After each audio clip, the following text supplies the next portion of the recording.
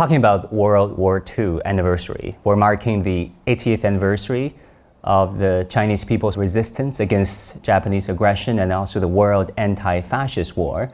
But as you know, Secretary-General, in the Western literature, the focus is largely on, of course, the European theater, the Pacific War, monumental moments to honor. But also true that in the main Eastern battlefield, the Chinese people made tremendous sacrifices, starting as early as 1931.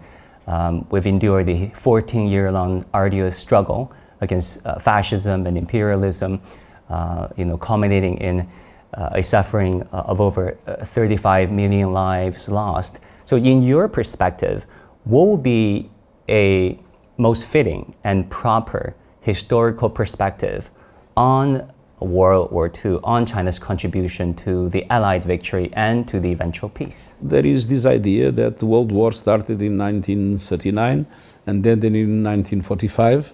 But the truth is that the beginning of the Second World War was triggered by Japan against China. The famous incident that is well known.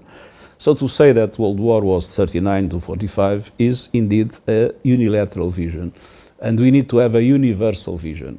And it's true that the resistance of China against Japan was for many years decisive factor of resistance against Japan.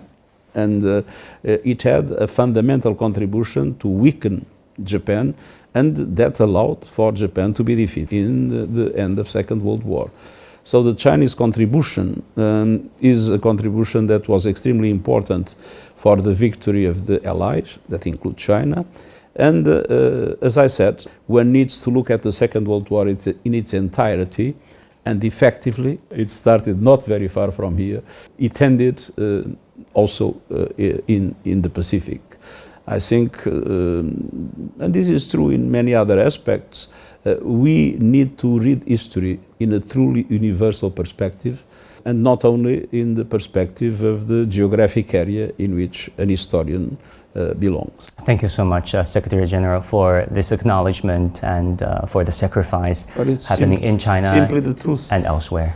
It's simply the truth. It means a lot to the Chinese people. But it's the truth. I mean, I'm not inventing anything or saying something to please anybody. This is the truth, the historical truth.